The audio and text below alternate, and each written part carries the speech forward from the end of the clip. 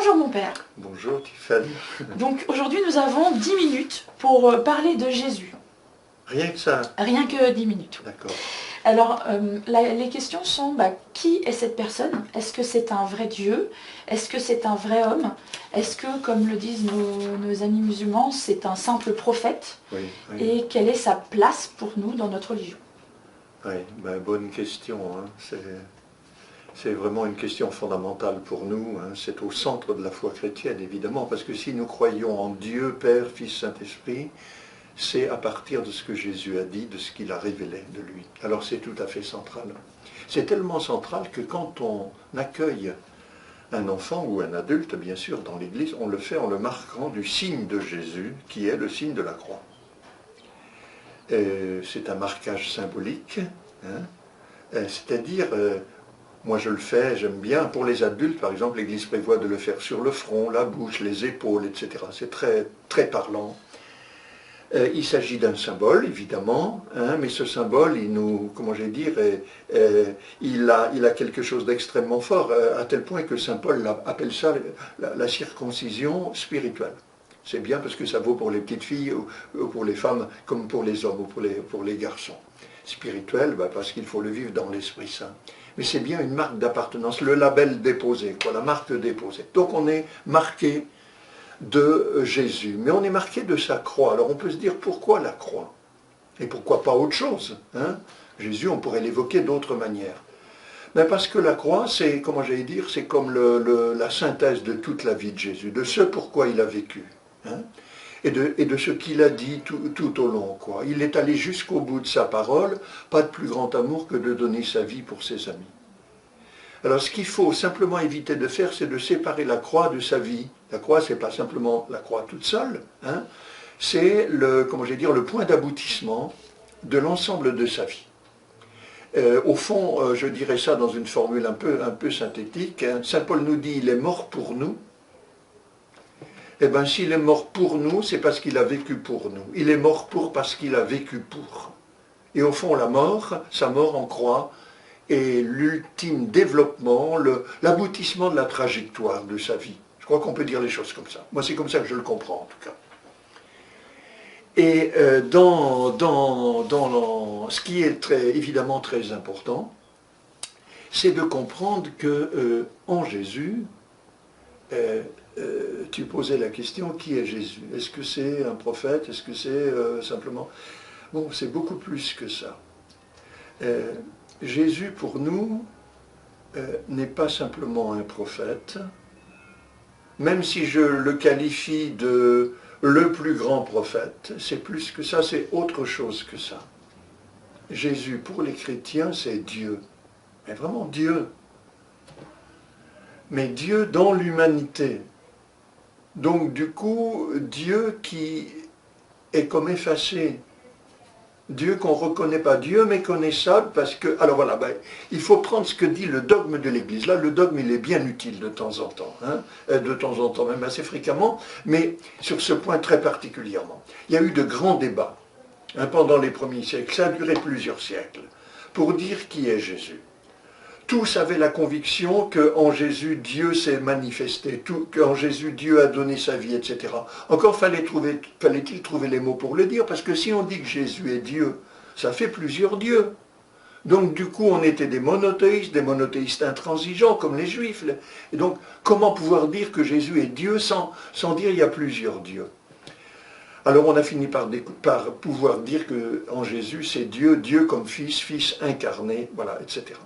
Qu'est-ce que ça veut dire? Il y a un grand concile, le concile de Chalcédoine, en 451, qui dit ceci, je lis le texte, hein, suivant les saints-pères, donc on s'inscrit dans une tradition, suivant ce qu'ils ont dit avant nous, là on est quand même au 5e siècle, hein, 451, suivant les saints-pères, nous enseignons, donc ça c'est tous les évêques réunis en concile, nous enseignons tous unanimement, un seul et même Fils, notre Seigneur Jésus-Christ, le même parfait en divinité, le même parfait en humanité, le même vraiment Dieu et vraiment homme, consubstantiel au Père selon la divinité, consubstantiel à nous selon l'humanité, reconnu en deux natures, sans confusion, sans changement, sans division, sans séparation. Quel texte! Alors, c'est compliqué, mais en fait, c'est finalement, on peut le résumer de manière très simple. Le concile, le dogme, au sens le plus fort du terme, et là tous les chrétiens confessent ça, catholiques, protestants, orthodoxes, nous sommes tous d'accord là-dessus. Hein. C'est vraiment le fondement de la foi. Hein. Le dogme nous dit, en Jésus c'est Dieu que nous voyons.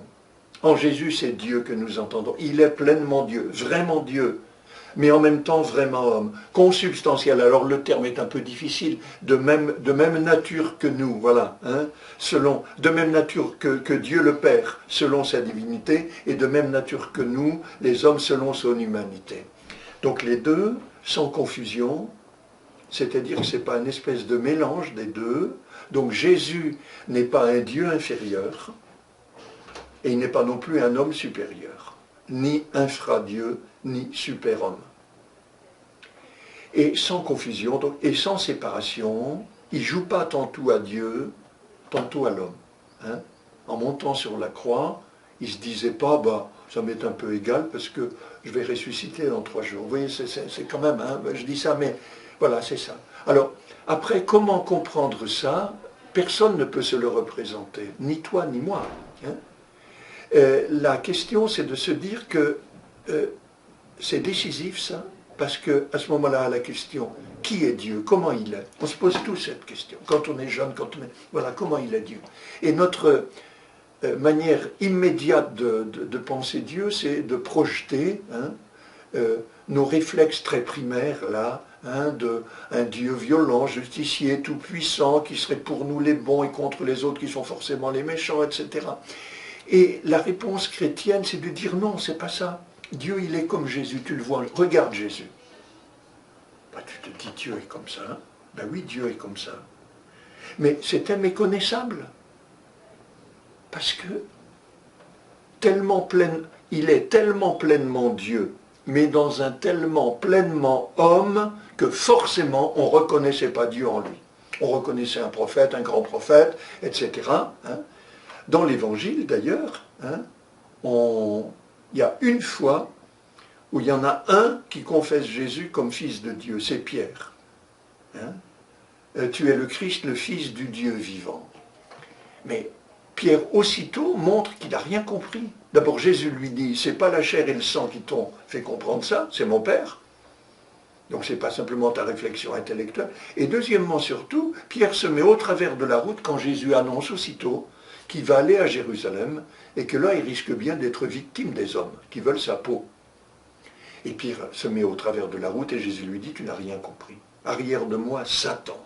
Hein, tes pensées ne sont pas celles de Dieu, mais celles des hommes. Donc voilà, Dieu méconnaissable. Il y a aussi un texte fameux dans le 4e évangile, l'évangile selon saint Jean, où Philippe dit à Jésus, Seigneur, montre-nous le Père, montre-nous Dieu, ça nous suffit. Et Jésus lui dit, mais comment Philippe? Il y a si longtemps que tu es avec moi, mais qui m'a vu, a vu le Père. Ben, Philippe n'avait rien vu, c'est vu, c'est le cas de dire. Et on aurait été pareil.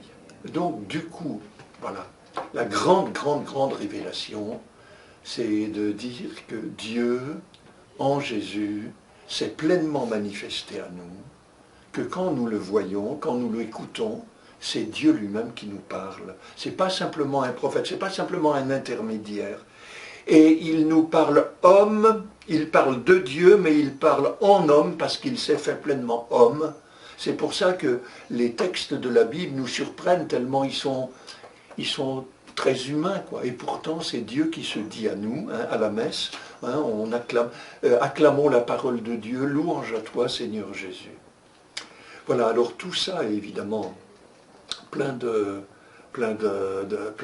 d'importance, plein de sens. Hein. Ça veut dire, enfin moi j'aime bien dire ça, parce que vraiment moi c'est ça qui me... Ah, voilà, les paraboles de Jésus, elles nous disent qui est Dieu, quoi. Hein. Le Fils prodigue, Dieu est comme ça. Ça ne ressemble pas du tout à l'image de Dieu qu'on a dans la tête, quoi. L'image qu'on a dans la tête, c'est une idole, tous, hein, moi aussi. Hein, et donc c'est l'image d'un Dieu qui ressemble à Zeus ou à Jupiter. Et là, le Fils prodigue, voilà, c'est ce père qui court au-devant, comme si c'était lui le père qui était le coupable, enfin quand même. Ou bien la brebis perdue, c'est toujours le même truc, quoi. La centième, là, celle qui valait moins que les autres, il donne sa vie pour elle, il va la chercher. Puis après, ou les ouvriers de la dernière heure qu'on lisait dimanche dernier, quand même, c'est pas juste ça. Enfin si, c'est juste, au fond, il leur a dit, je vous donnerai un denier au terme de la journée. Donc au premier. Et effectivement, il leur donne un denier. Mais quand même, les autres qui ont bossé 1 heure au lieu de bosser 10, ils reçoivent eux aussi un denier. Donc d'une certaine manière, c'est pas juste. Et la réflexion de Jésus extraordinaire, pourquoi ton œil serait-il mauvais alors que je veux être bon? Ah, c'est formidable. Ben, Dieu est comme ça. Voilà. Et nous, on a tout à convertir pour acquiescer à ça sans récriminer, parce que notre tendance spontanée, c'est de récriminer comme les ouvriers de la première heure ou comme le fils aîné dans la parabole du prodigue. Et bien voilà, Dieu se révèle en Jésus comme ça. Et c'est proprement renversant. Hein. J'aime bien le renversement que chante Marie dans le Magnificat, parce que ça dit tout. Il renverse les puissants de leur trône, il élève les humbles, il comble de bien les affamés, il renvoie les riches les mains vides. Dieu est comme ça, Dieu est comme ça. On n'en finit pas d'accepter qu'il soit comme ça. C'est quand même bizarre. Parce qu'on a affaire à un Dieu tellement humain qu'il est très proche de nous, puis finalement on n'arrive pas à s'y faire parce qu'on dit Dieu ça doit être autre chose. Et du coup on reprojette du Jupiter ou du Zeus, quoi. Eh bien voilà, quelle conversion à faire. Hein? Moi je dis, l'une des pierres de touche pour moi, hein, c'est la parabole dont je viens de parler, des ouvriers de la dernière heure. Comment non seulement ne pas récriminer, mais me réjouir et rendre grâce, c'est quand même ce qu'on fait à la messe, de ce que Dieu soit comme ça. De ce que l'État revenu soit rémunéré aussi bien que moi. Voilà. Mais c'est une conversion fondamentale. Alors je m'exclame toujours, hein, si Dieu est comme ça, vive Dieu, si la religion c'est ça, vive la religion, eh bien le christianisme c'est ça. Voilà pourquoi j'aime bien dire qu'on devrait être fier d'être chrétien, humblement fier, on fait la leçon à personne, surtout pas, mais quand même. Voilà, Jésus, pleinement Dieu, pleinement homme, sans confusion, sans séparation. En lui, c'est Dieu que nous voyons, c'est Dieu que nous écoutons, que nous entendons. Dieu est comme ça, il est si humain, mais oui, il est humain. Hein? Hier, je citais un texte de Paul Beauchamp, un grand exégète jésuite qui est décédé malheureusement. À propos de la Bible, il dit, dans la Bible, Dieu parle homme aux hommes. Et donc, et c'est ça son amour. Il ne fait pas que parler de l'amour de Dieu, il parle amour en parlant si simplement aux hommes. Les paraboles de Jésus, c'est l'expression de ça. Voilà.